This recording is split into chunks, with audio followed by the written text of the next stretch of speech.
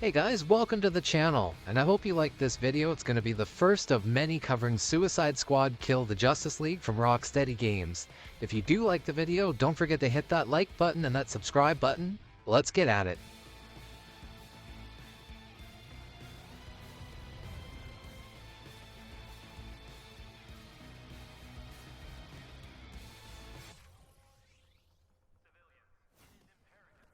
I just want to give you guys my quick first impressions of Suicide Squad Kill the Justice League that just came out today on Early Access for those that ordered the deluxe edition of the game. So if you ordered the deluxe edition of the game, you can play it right now. But for those that didn't, it will be available on February 2nd for PC, Xbox, and PlayStation 5. Now, I'm only about 3 hours into the main campaign, and I just thought I'd share some of my quick opinions on, how the game is feeling out of the gate, as I know there was a lot of controversy around the fact that this game is a live service, and nobody really knows what to expect from this. So I thought I'd just share some quick thoughts of what this game is and, how it feels. Now, I don't really know a lot about the DC Universe or the Justice League at all, for that matter. I've watched the movies, but I can't say that I'm a super fan or anything like that. I know enough to say who the characters are in the universe, but beyond that, I'm no expert. I've played all the old Batman games, which I really enjoyed, but from what I see here, this is a complete departure from the Arkham games, and you know what? I'm okay with that. The old Arkham games are fine, and I'm good with going a new direction here, but we'll just have to see the long term here with Suicide Squad Kill the Justice League and how it holds up over time. Now again, guys, I'm only a few hours into the game here, and I haven't really got into any of the live services aspect of it yet, or really got any good loot to show off. I'm more so just feeling out the game mechanics and performance to give you an idea if this is something that you might be interested in. So starting out of the game here, the game looks fantastic. I didn't really have to worry too much here, as all the trailers and the gameplay that was shown before, it really looked great. But actually seeing the game running on PlayStation 5 hardware, it looks really, really sharp. No complaints, it's visually crisp, everything looks fantastic.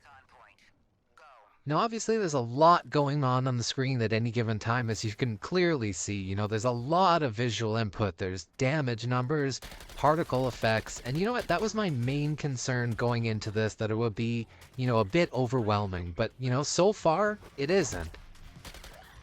And all these visual effects, they don't seem to get in the way of gameplay. And so far, I've been able to clearly see what I'm shooting at, move around the environment easily without feeling like I was being too bombarded with this visual information.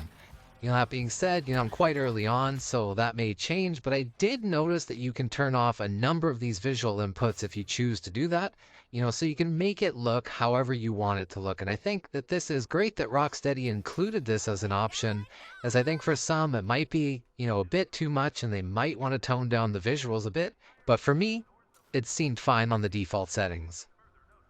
Now, the cutscenes, they really stood out as well done for me. I mean, for a AAA game, that's sort of what you would expect, but in some games these days, it's not always the case.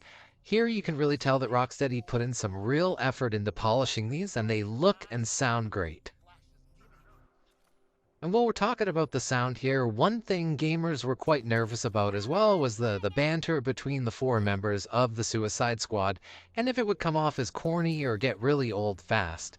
Now, the four members, they do talk quite a bit as you're moving around the city and in the cutscenes, but so far it seems really well voiced, and their comments back and forth are actually quite funny to me anyways, and I found it pretty entertaining so far.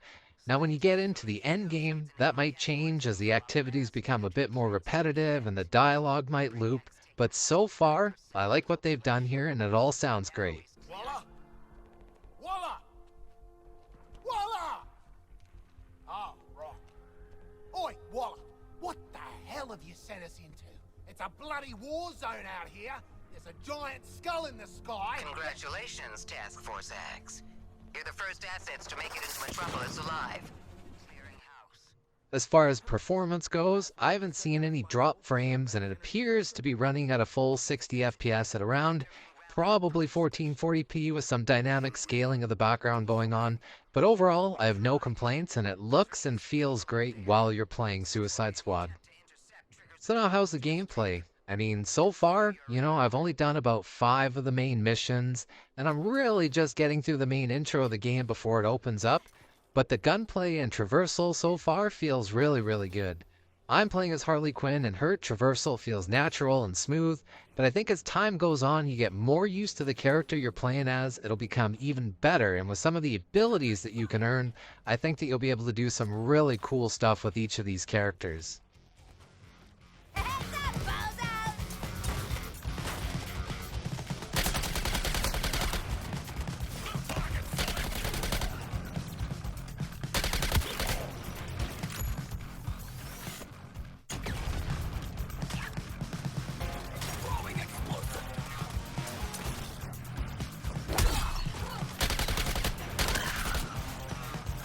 Charging in and charging up.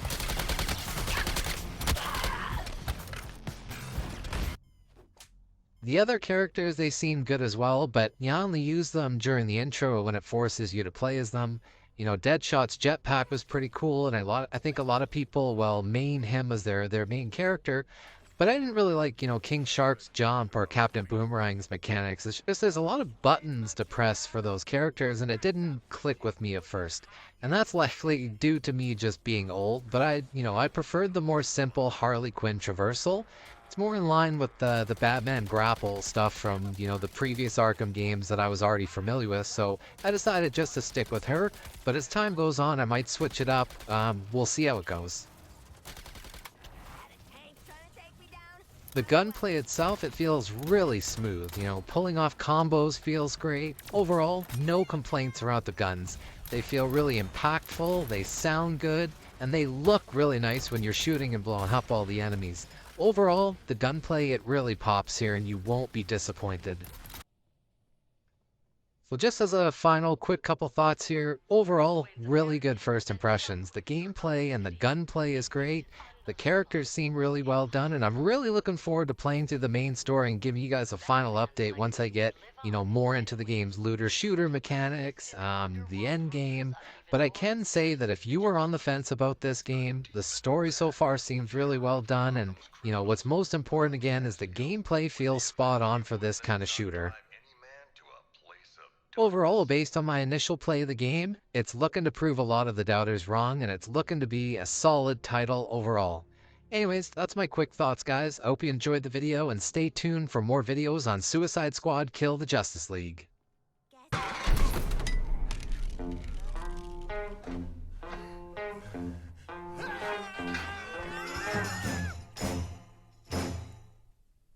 If you want trouble, you got it. You say that you've been thinking, oh, I just thought it. Well, if you're looking, you know where I'll be. It's the last place that you might have seen me.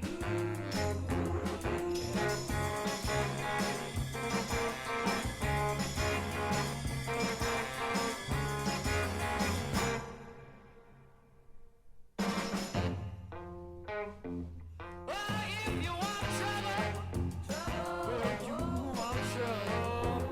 Say if you want trouble, babe. Well, you want trouble. And if you want trouble, well, you want trouble. Yeah, if you want trouble, well, you want trouble.